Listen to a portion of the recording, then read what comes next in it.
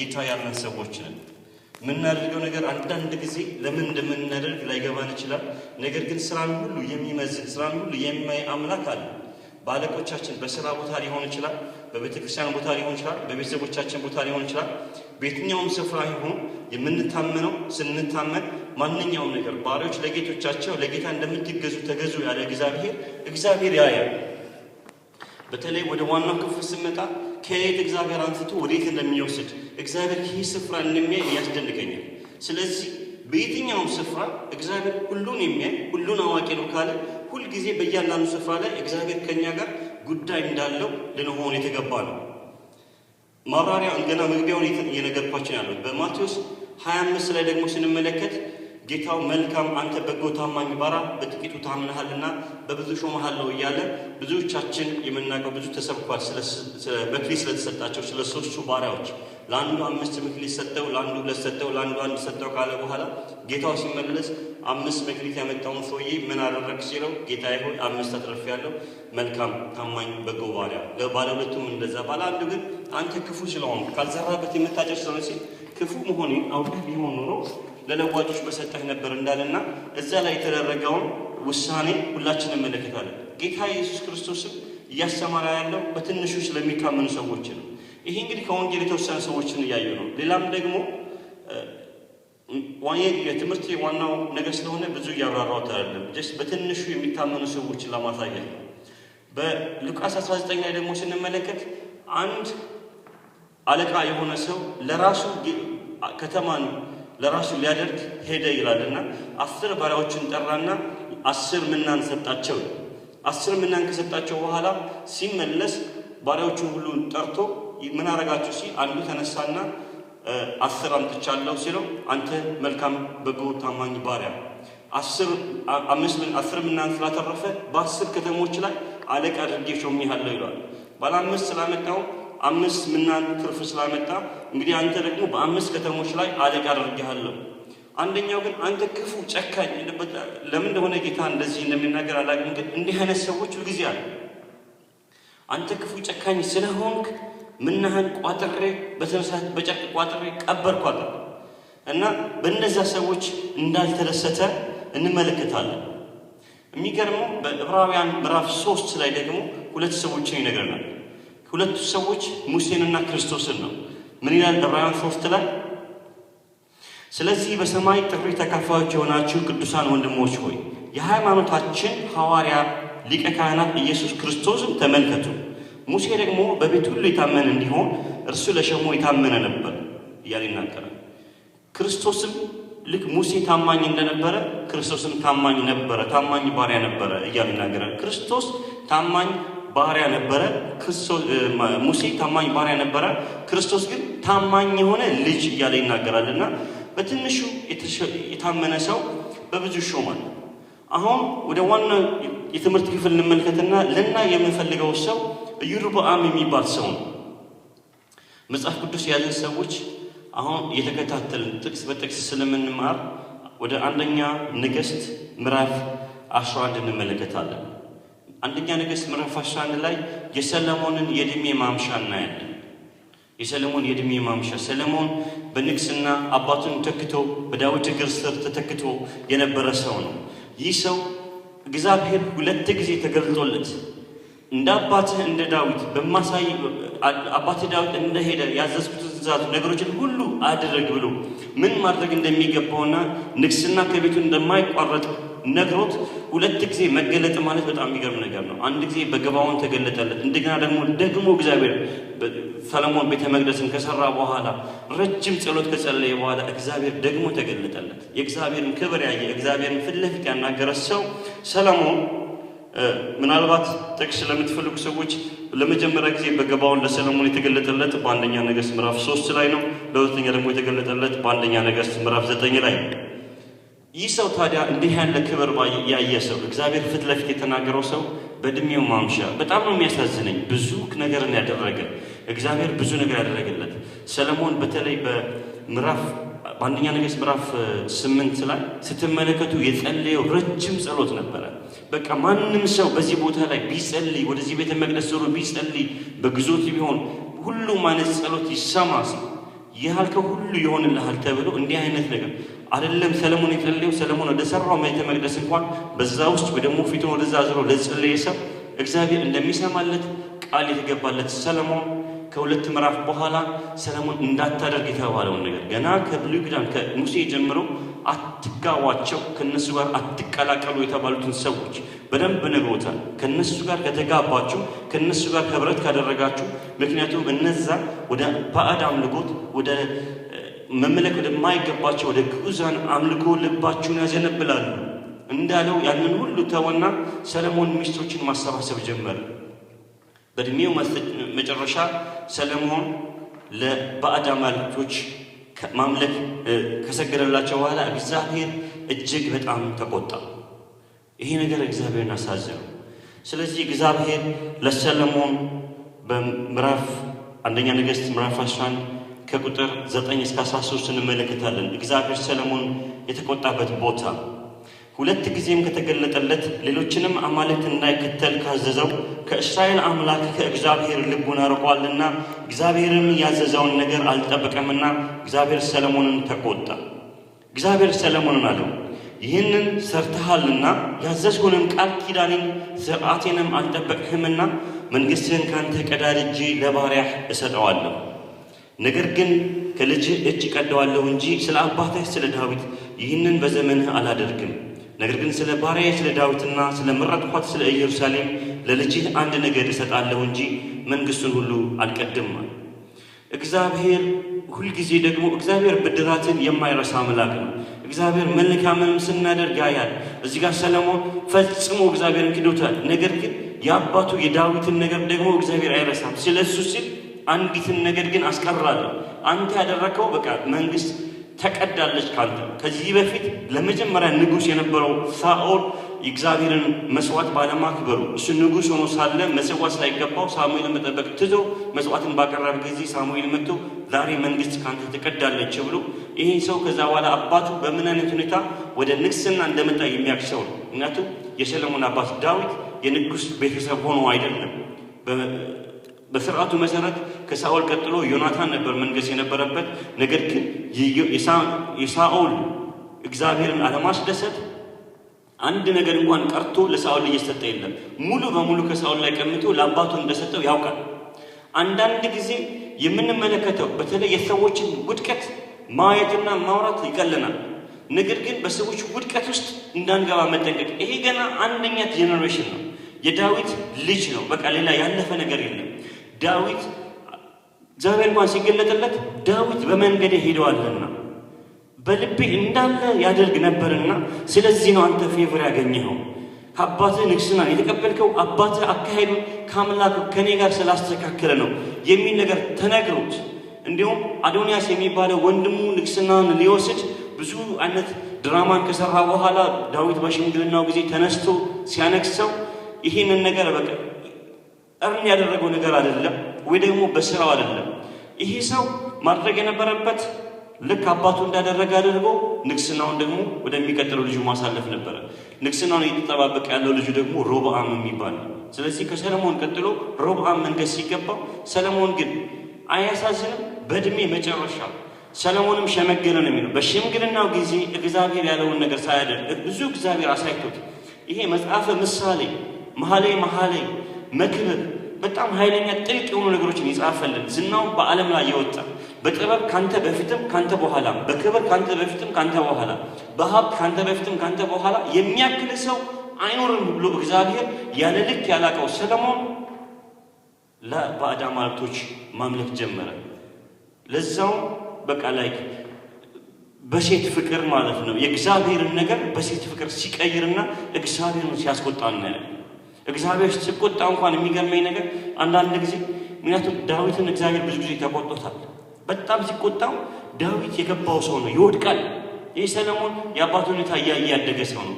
ዳዊት እግዚአብሔር ሲቆጣው ይወድቅና በቃ ቅጣኝ ይላል። ቅጣቱን ይቀበልና ተመልሶ ከእግዚአብሔር ጋር ይታረቃል። መታረቅን ያውቅበታል። አንዳንድ ጊዜ እንደ ሰለሞን ከሆነ በቃ ሰለሞን እዚህ ጋር ስለ ንስሐ እንኳን ሲዘጋጅ አናየው። ስለዚህ መንግስቱ ለዘላለም ከሱ እንደተቆረጠ እናያለን። አሁን ስለ ሰለሞን ሳይሆን ስለ ኢዮርብዓም ነው የምንነጋገረው። ስለዚህ ምን አለው? መንግስትን ካንተ ቀድና ለባሪያህ ሰጠዋለሁ። ባሪያ ለሆነ ሰው የሚገርመኝ ነገር ኢዮርብዓም ነው ባሪያ እያለ መጽሐፍ ቅዱስ የሚናገረው። ኢዮርብዓም ደግሞ ምን አይነት ሰው ነበረ? ግንበኛ ነበረ። የሆነ አጥር ምናምን እየሰራ ነበር። ግንበኛ የሆነን ሰው እግዚአብሔር ያያል። በመንግስት ውስጥ ከንጉሥ ጋር እየተነጋገረ ግንበኛ ነው። ዳዊት አባቱ እንኳን ረስቶት ጥቂት በጎችን እየጠበቀ ወንድሞች እንኳን ለሰልፍ ወጥተው ልብህ ትዕቢተኛ እንደሆነ እናውቃለን፣ የአባታችን ጥቂት በጎች ወዴት ጣልካቸው ይሉታል። እግዚአብሔር ግን ከበጎች ጋር ያለውን ታማኝነት ይመለከታል። ለጥቂት በጎች የታመነውን ዳዊትን አመጣና በእስራኤል ላይ ንጉሥ አደረገው። እንግዲህ እግዚአብሔር የቱ ጋር እንደሚያይ አናውቅም። ሰው እንደሚያይ እግዚአብሔር አያይም ይላል የእግዚአብሔር ቃል ሲናገር። ክብር ለእግዚአብሔር ይሁን። ስለዚህ በዚሁ ክፍል ላይ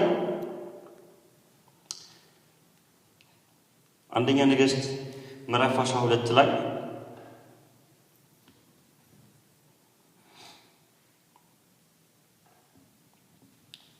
ይቅርታ አድርጉልኝ።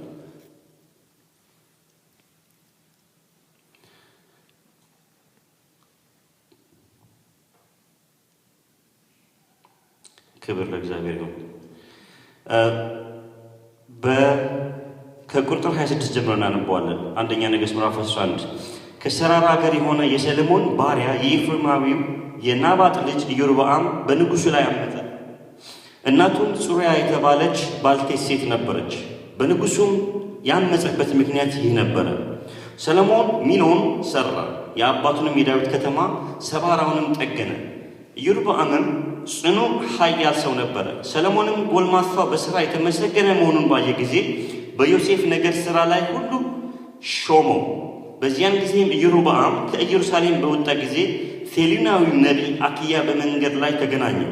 አኪያም አዲስ ልብስ ለብሶ ነበረ። ሁለቱም በሜዳው ለብቻቸው ነበሩ። አኪያም የለበሰውን አዲስ ልብስ ይዞ 12 ቆራረጠው። ኢዮርብዓምንም አለው 10 ቁራጭ ውሰድ፣ የእስራኤል አምላክ እግዚአብሔር እንዲህ ይላልና እነሆ ከሰለሞን እጅ መንግሥቱን እቀዳለሁ፣ 10ሩንም ነገድ እሰጥሃለሁ። ስለ ባሪያዬ ስለ ዳዊት ከእስራኤልም ነገድ ስለ መረጥኋት ከተማ ስለ ኢየሩሳሌም ግን አንድ ነገር ይቀርለታል። ጥለውኛልና ለሲዶናውያን አምላክ ለአስታሮት፣ ለሞዓባውያን አምላክ ለካሞሽ፣ ለአሞን ልጆች አምላክ ለሚልኮም ሰግደዋልና አባቱም ዳዊት እንዳደረገ በፊቴ ቅን ነገር ያደርጉ ዘንድ ሥርዓቴንና ፍርዴን ይጠብቁ ዘንድ በመንገድ ያልሄዱምና መንግሥቱን ሁሉ ከእጁ አልወስድም። ትእዛዜና ሥርዓቴን ስለጠበቀው ስለመረጡ ስለ ባሪያዬ ስለ ዳዊት ግን በዕድሜ ሁሉ አለቃ አደርገዋለሁ። መንግሥቱንም ከልጁ እጅ እወስዳለሁ። ለአንተም 10ሩን ነገድ እሰጥሃለሁ። ስሜንም በኖርሁባት በዚያች በመረጥኋት ከተማ በኢየሩሳሌም ለባሪያዬ ለዳዊት በፊቴ ሁልጊዜ መብራት ይሆንለት ዘንድ ለልጁ አንድ ነገር ሰጠዋለሁ። አንተንም እወስድሃለሁ፣ ነፍስህንም በወደደችው ሁሉ ላይ ትነግሣለህ፣ በእስራኤል ላይ ንጉሥ ትሆናለህ። ባሪያዬም ዳዊት እንዳደረገ ያዘዝሁን ሁሉ ብትሰማ፣ በመንገዴም ብትሄድ፣ በፊቴም የቀናውን ብታደርግ፣ ሥርዓቴንና ትእዛዛትን ብትጠብቅ ከአንተ ጋር እሆናለሁ። ለዳዊት እንደሠራሁለት ጽኑ ቤት እሠራልሃለሁ፣ እስራኤልም ለአንተ እሰጥሃለሁ። ስለዚህ የዳዊትን ዘር አስጨንቃለሁ፣ ነገር ግን በዘመን ሁሉ አይደለም። ሰለሞንም ኢዮርብዓምን ሊገድለው ወደደ። ኢዮርብዓምም ተነስቶ ወደ ግብፅ ኮበለለ። ወደ ግብፅ ንጉሥ ወደ ሺሻቅ መጣ። ሰለሞንም እስኪሞት ድረስ በዚያ ተቀመጠ እያለ ይናገራል። ተመልከቱ፣ ይሄ ሰው ባሪያ ነው። ይሄ ሰው ግንበኛ ነው። ግንቦችን አጥሮችን እየሰራ ያለ ሰው ነው። ሁለት ሰዎች ተመልክቶታል። በጣም ነው የሚገርመኝ። ሰለሞንም ንጉሥ ሆኖ ሽማግሌው ሰለሞንም ተመልክቶታል። ዝቅ ያለውን ሰውዬ፣ በሥራው ታማኝ የሆነውን ሰውዬ እግዚአብሔርም ደግሞ ተመልክቶታል። ሰለሞን ሊሚትድ የሆነ ነገር ነው ቢያከብር። ሰው የሚያከብረው ከራሱ ክብር ዝቅ አድርጎ ነው የሚያከብረው። የራሱን ያህል እንኳን ክብር ማክበር አይችልም። ስለዚህ ሰለሞን የአንድን ነገድ እንኳን አለቃ ሳይሆን ያደረገው በዮሴፍ ነገድ ላይ የሚሰራው የግንብ ስራዎች ሁሉ የግንበኞች አለቃ አድርጎ ሾሙ። ይህንን ሹመት አግኝቶ ይህ ሰው የተደሰተ ሲሄድ ደግሞ እግዚአብሔር ደግሞ ነቢዩን በመንገድ ላከለትና ነው ከዚህ የበለጠ ክብር አለ። ምክንያቱም ታማኝነቱ የሆነ በአራዳነት ያለ ጥቅም አለ። አንዳንድ ጊዜ በቃ ላይ የሆነ ነገር አድርገን እግዚአብሔርን የምናሳስበው ይመስለናል። ነገር ግን እግዚአብሔር ያያል። እግዚአብሔር ስራንም ያያል፣ ልብንም ያያል። ይሄ ሰው በስራው ታማኝና ታታሪ ነው። የተሰጠውን ስራ በኃላፊነት ይሰራል። ስለዚህ እግዚአብሔር ደግሞ አየና አንተ የተቀደደውን መንግስት ተተክተህ የምትነግስ ነው። ነፍስህ በወደደችው አንድ እንደዚህ የተናቀን ሰው እግዚአብሔር ያከብራል። ከዚህ ሰው እርግጠኛ ነኝ ሁላችንም በስህተት ከዚህ ሰው እንሻላለን። ይሄ ሰው ግንበኛ ነው። እግዚአብሔር ግን የሚሰራውን ስራ ካየ በኋላ አነሳውና ምንም በቃ ስለ ንግስና እንኳን የማያውቅ እጆቹ በሲሚንቶና በአሸዋ የሻከሩ ሰው፣ ምናልባትም ትምህርት የሌለው ሰው ሊሆን ይችላል። ነገር ግን አነሳውና ውሰድ አለው። በ10 ነገር ላይ ትነግሳለህ፣ እወስድሃለሁ፣ ነፍስህ በወደደችው ላይ ትነግሳለህ። በቃ በፈለከው ነገር የፈለከው ነገር አደርግልሃለሁ። አሁንም ለዳዊትም ለሰለሞንም ለሳኦልም መጀመሪያ ላይ የተሰጠው አታች የተደረገ ማስጠንቀቂያ። ምክንያቱም እግዚአብሔር ሊያከብረን ሲመጣ እግዚአብሔር ከሱ ጋር ደግሞ እንድንስማማለት ይፈልጋል። ይሄንን ነገር እግዚአብሔር ማክበር አይከብድበትም፣ ማክበር ይችላል። ነገር ግን እኛን እሱ እንደወደደ ማድረግ በጣም አንድ ጊዜ ለሰው ልጆች የተሰጠው ነፃ ፈቃድ ስለሆነ ፈቅደን ካልተገዛንለት እግዚአብሔር ጨቆና አይገዛንም። ስለዚህ ይህን ሰው ንጉሥ አደረገውና ብቻ ይሄንን ነገር አድርግ፣ እንደ ዳዊት ካደረግ በዘመኑ ሁሉ በአንተ ቤት ንግስና ይኖራል። ዘመንን ሁሉ አከብርሃለሁ። ቤትን ለዳዊት ጽኑ ቤትን እንደሰራው የተሰጠው ፕሮሚስ ራሱ ለዳዊት ጽኑ ቤትን እንደሰራሁኝ እንዲሁ ደግሞ ለአንተ ጽኑ የሆነ ነገር እሰራልሃለሁ። ደስ ይላል አይደል? ክብር ለእግዚአብሔር ይሁን። እግዚአብሔር በእውነት መልካም አምላክ ነው። እግዚአብሔር እንደሚያከብር አውቀን እና አምነን የምናደርገውን ነገር በስራ ቢሆን በቤተ ክርስቲያን ቢሆን በማንኛውም በግል ህይወታችን እግዚአብሔር ብቻ እያወቅን ለእግዚአብሔር ታማኞች ሆነን መስራት ይገባናል። ታዲያ ይህ ሰው በሰለሞን ተመርጦ ለአንድ ነገድ አለቃ ሊሆን የነበረ እግዚአብሔር ደግሞ ለንግስና የመረጠው ይህ ሰው ሰለሞን ከሞተ በኋላ ሮብዓም የሚባለው ልጁ እንዲነግስ እስራኤላውያኖች መጥተው ጠየቁት። ምክንያቱም በደንቡ መሰረት ሲያዩ አባቱ ሰለሞንን አባቱ ዳዊት ነበር የሾመው። ስለዚህ የሚቀጥለው ደግሞ በስርዓቱ መሰረት ሮብዓም ነው ንጉስ የሚሆነው። ስለዚህ ተሰበሰቡና ሮብዓምን አንተ በል አሁን በእኛ ላይ ንገስ አሉት። የሚገርመው ነገር ጠቢብ የተባለው በቃ ስለ ፍርድ የታወቀ የተባለው ሰለሞን ለካ ህዝቡ ላይ ከብዶ ነበርና ሰዎቹ ሲመጡ ያሉት አባትህ አስጨንቆን ነበረ፣ አባትህ ቀንበሩ በእኛ ላይ አክብዶብን ነበረ። አሁንም ደግሞ ቀንበርን ብታቀልልን እንደ አባትህ ባታስጨንቀን ለአንተ እንገዛለን ብለው መጡ። የሚገርመኝ ኢዮርብዓም ንጉሥ ሆናል የተባለውም ኢዮርብዓም ከግብፅ ተመልሶ አብሮ ከህዝቡ ጋር ሮብዓምን ሊያነግስ መጥቶ ነበር። ሮብዓም ሲጠይቅ ግን እግዚአብሔር ያላለው ስለማይሆን የሚያውቁትን የሚያስተውሉትን ሽማግሌዎች የሰጡትን ምክር ተወና ወጣቶች የሰጡትን ምክር ተቀበለ። አባቴ በአለንጋ ገረፋችሁ፣ እኔ ግን በጊንጥ ገርፋችኋለሁ። ከአባቴ ወገብ የኔ አውራ ጣት ትወፍራለች። አስጨንቃቸዋለሁ። ማላስጨንቃቸው ይመስላችኋል? እንዲሁም ተዛብቶ ምናምን። ምክንያቱም እርግጠኛ ነው የትም ሊሄዱ አይችሉም ብሎ ስላሰበ። ስለዚህ ከዳዊት ቤት ምን አለ ብለው ጥለውት ሄዱ እና ሰዎቹ ሰብስበው ኢዮርብዓምን ንጉሥ አደረጉት። ምዕራፍ 12ን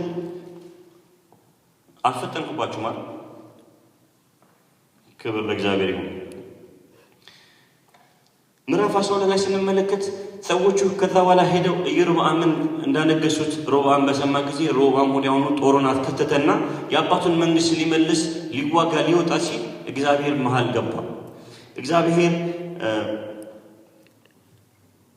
ለአንድ ነቢይ ሮብዓም ወደ ኢየሩሳሌም መጣ፣ የእስራኤልን ቤት ወቅተው መንግስቱን ወደ ሰለሞን ልጅ ወደ ሮብዓም የሚመለሱ ዘንድ ከይሁዳ ቤት ሁሉና ከብንያም ነገድ የመረጡትን 180,000 ሰልፈኞች ሰዎች ሰበሰበ።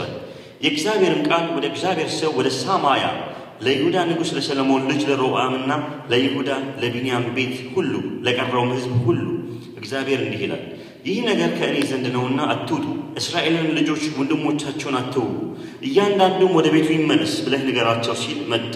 የእግዚአብሔርን ቃል ሰሙ። እንደ እግዚአብሔርም ቃል ተመልሰው ሄዱ። ተመልሰው መጥተው ውጊያን ሊፈጥሩ ሲል እንኳን እግዚአብሔር አስቆማቸው።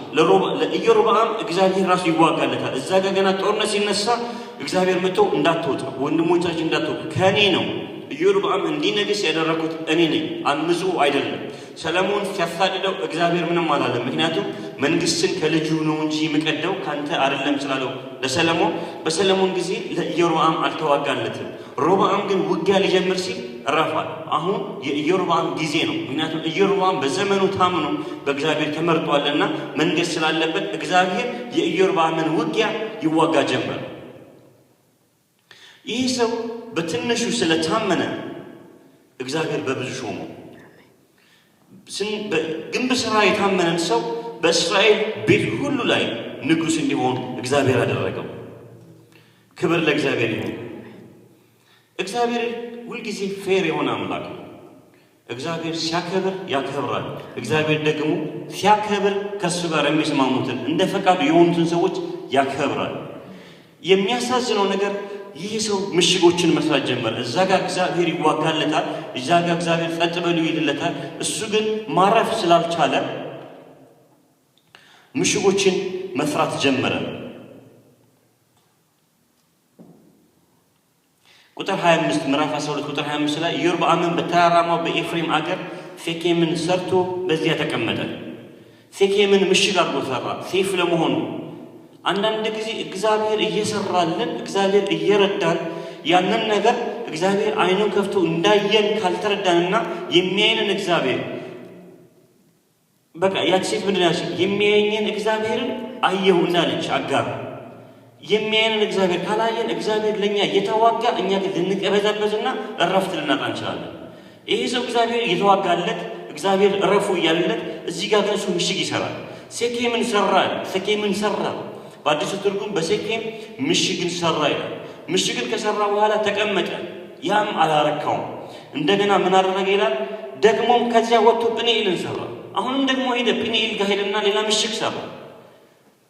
እረፍት ማግኘት አልቻለም። ንጉሥ ሆኗል። በቃ እግዚአብሔር ንጉሥ ካረገው በኋላ አንድ ያለው ነገር አምልከኝ፣ እኔን አምልክ፣ ሌላን አማልክቶች አታምልክ፣ ለእኔ ተገዛ፣ ትእዛዜና ስርዓቶቼን ጠብቅ። ምክንያቱም እንደ ንጉሥ ህዝቡ የእግዚአብሔርን ትእዛዛትና ስርዓት እንዲጠብቁ ያንን ነገር በእግዚአብሔርና በህዝብ መካከል እንዲሆን ነው የእግዚአብሔር ትእዛዝ። ይሄ ሰው ግን ሴፍቲውን ያስታድር ጀመረ። ከእግዚአብሔር የበለጠ ዳዊት በጣም የገባው ስለሆነ እግዚአብሔር አምባ መሸሸጊያዬ ነው፣ በቃ ወደ እሱ ሮጬ እገባለሁ። ይሄ እዚህ ጋር ከተማ መስራት ጀመረ። ግንበኛ ስለነበረ ነው መሰለኝ አሁንም የሆነ ግንቦች እየሰራ የሚያመልጥበትን ነገር በሌለ ጦርነት ውስጥ ምሽግ ይሰራል፣ ይቀመጣል። ይሄ አትሰማማኝ አይደለም፣ ሴኬም አታሰማምንም፣ ደግሞ ይሄዳል ጵኒኤልን ይሰራል። ጵኒኤልም ላይ ተቀምጦ ደግሞ ቢረጋጋ ጥሩ ነበረ። መረጋጋት ያጣ ሰው እግዚአብሔር ከእንደዚህ አይነት ሰው ከመሆን ይጠብቃል። እግዚአብሔር ሲያሳርፈን፣ እግዚአብሔር ሲያርፍ እንረፍ ከእግዚአብሔር ጋር። እግዚአብሔር እረፉ ካለ በቃ እረፉ፣ እኔም አምላክ እንደሆንኩኝ እወቁ። በቃ ስናርፍ የሚሰማኝ ቢኖር በእርጋታ ይቀመጣል ካለ በኋላ ከመከራም ስጋት ያርፋል። እግዚአብሔር የሚያሳርፍ አምላክ ነው።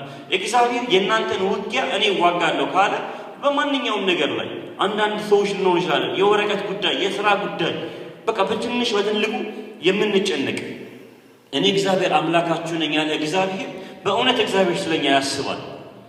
አንዳንድ ጊዜ ብዙ ብናስብና ብንጨነቅ እኛ በደም ብዛትና በስኳር እናልቃለን እንጂ ነገሮችን አንቀይርም። ነገር ግን እግዚአብሔር ሲናገር ከመከራ ያልፋል አይደለም ያለው፣ ከመከራ ስጋት። ምክንያቱም የመከራ ስጋት ደም ብዛትና ስኳር ያመጣል። የመከራ ስጋት ህሊና ጤንነታችን ያቃውሳል። እግዚአብሔር በስጋት እንኳን የሚመጣውን በሽታ እንድንድንል ነገራችን በሙሉ በእግዚአብሔር ላይ ጥለን እንድንቀመጥ ነው የሚፈልገው። በእርጋታ እንድንቀመጥ ነው የሚፈልገው። ይሄ ሰው ከምንም ነገር ላይ አንስቶ ንጉሥ አድርጎት አሁን እንደገና አይኑ በዙፋኑ ላይ ተቀመጠች። በዚህ ቢያቆም ደስ ይለኝ ነበረ። ነገር ግን ይቀጥልና ቁጥር 27 ላይ እንዲህ አለ፣ ይህ ሕዝብ በእግዚአብሔር ቤት መስዋዕትን ያቀርብ ዘንድ ወደ ኢየሩሳሌም ቢወጣ ከማን ጋር የተጣላ እንዳለ ተመልከቱ።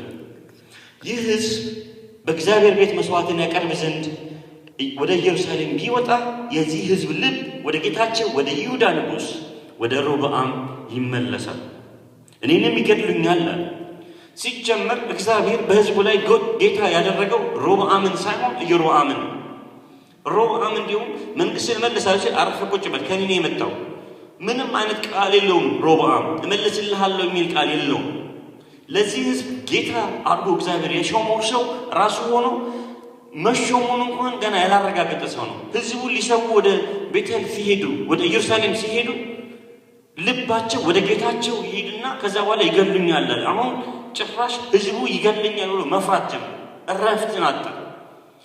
ከውጭ ጠላት ብሎ ምሽጎችን ሰራ። አሁን ግን ከውስጥ ካለው አጠገቡ ያለውን ሰው መጠራጠር ሲጀምር ለነሱ ምሽግ አይደለም፣ ምክንያቱም የግዴታ በእነሱ ላይ ንጉስ ስለሆነ። ስለዚህ ዘዴ ዘየደ። እግዚአብሔር ይገስጸው እንዲህ ያለ ዘዴ እንዳንዘይድ ይርዳን እግዚአብሔር።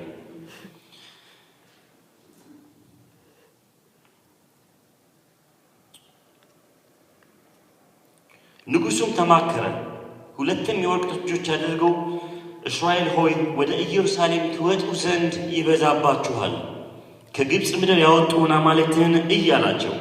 በእውነት እግዚአብሔር ከግብፅ ምድር አውጥቶን ወደ ኢየሩሳሌም ሄደው እግዚአብሔርን ማምለክ ይበዛልን? እግዚአብሔር በጸናች ኃይሉ በበረታች ክንዱ ህዝቡን ሁሉ በዛ ሁሉ መርቶ ብዙ አይነት ሚራክል አሳይቶ ያን ሁሉ አድርገው ከግብፅ ምድር ያወጣቸውን እግዚአብሔርን በዓመት አንድ ጊዜ የይለፍ በዓልን ሊያከብሩ ወደ ኢየሩሳሌም ይሰበሰቡ ነበር። ጌታችን የተሰቀለበት ቀን ማለት ነው። አሁን ፋሲካ እያለ መናከሩ ያንን ፋሲካ የይለፍ በዓል ለማክበር ወደዛ የሚሄዱ ሰዎች እግዚአብሔር አክብሩት ያላቸውን እንዴት እንደወጡ እንዲያስቡ እግዚአብሔር ከደነገገው ባህል ከደነገገው በዓል ላይ በዛ ላይ መጣ። ስለዚህ ወደዛ ለመሄድ ለእናንተ ይበዛባችኋል። እስራኤል ሆይ ኢየሩሳሌም ትወጡ ዘንድ ይበዛባችኋል፣ ከግብፅ ምድር ያወጡህን አማልክትን እያለው አንዱን በቤተል ሁለተኛውንም በዳን አኖረ።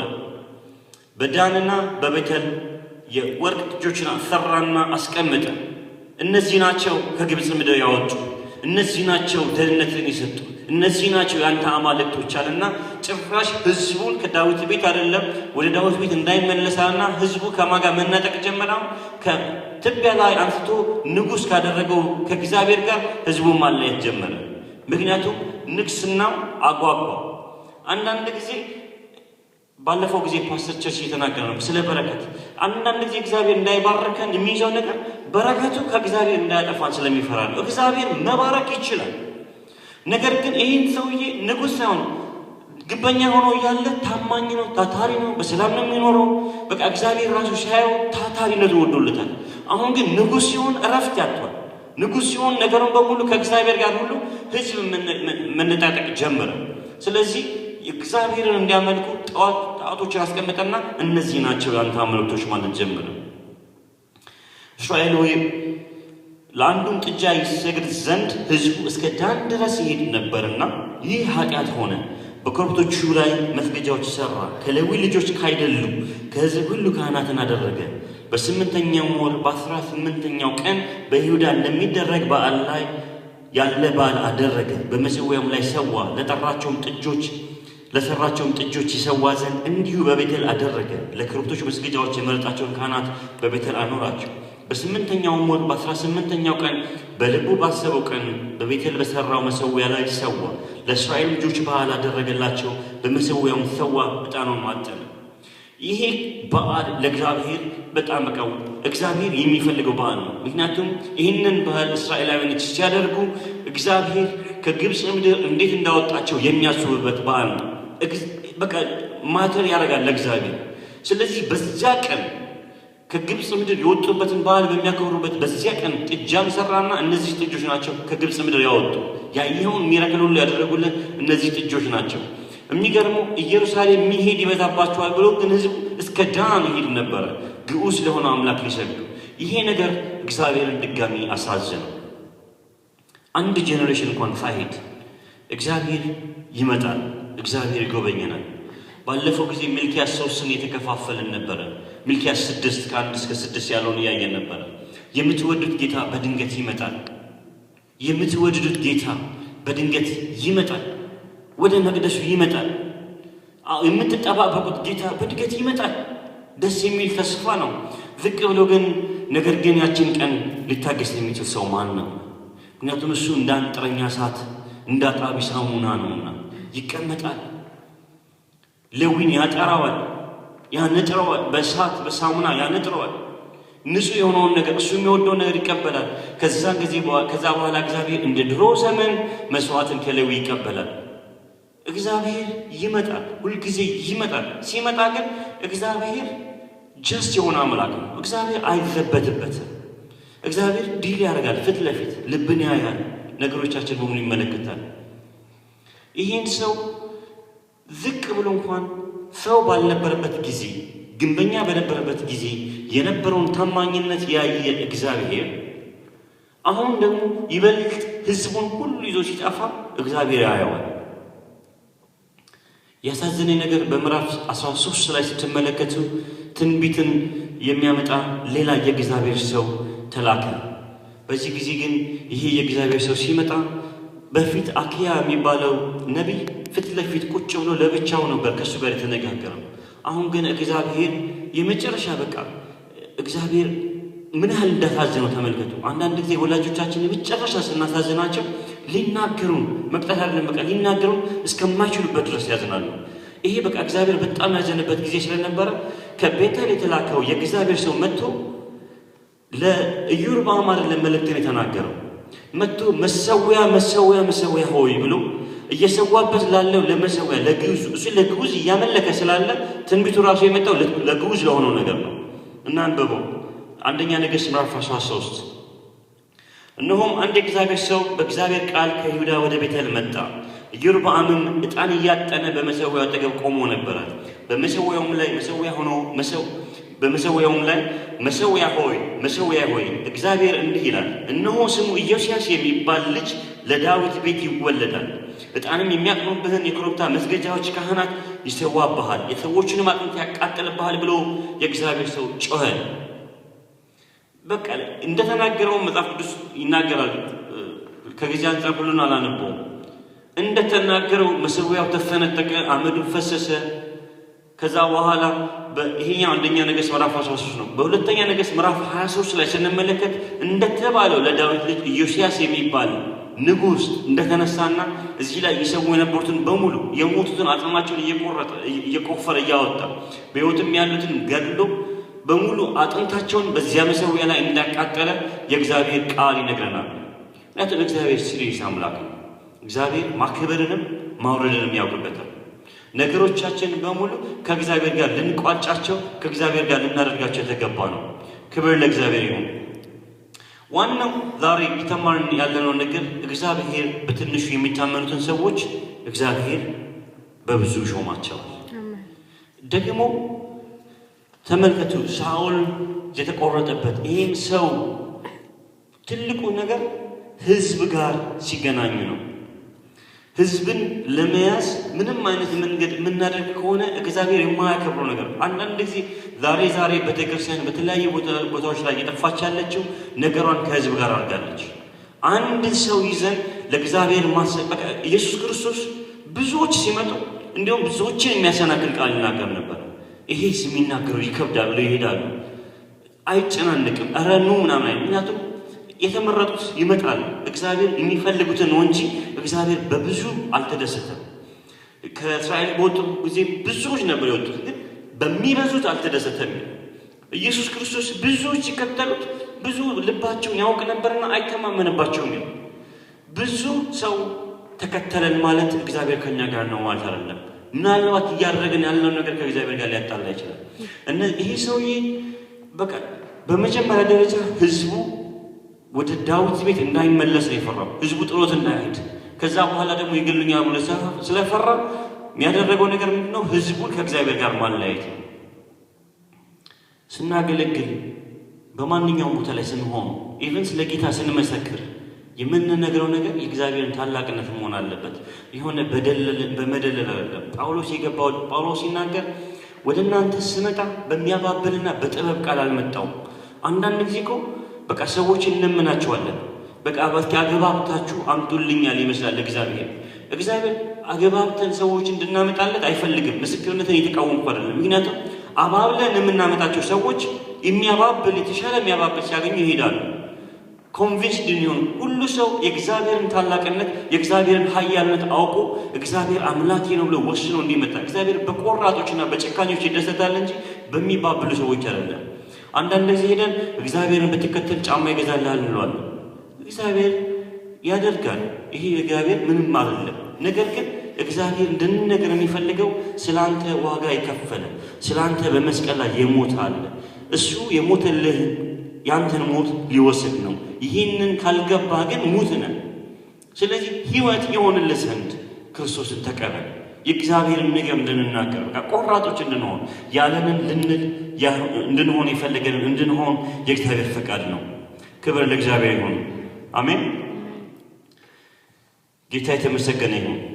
እግዚአብሔርን እንታመነዋለን። የምናደርገውን ነገር በሙሉ ለእግዚአብሔር እንደሚገባ እናደርጋለን። ሃሌሉያ። ሲንቁምና እንጸልያለን።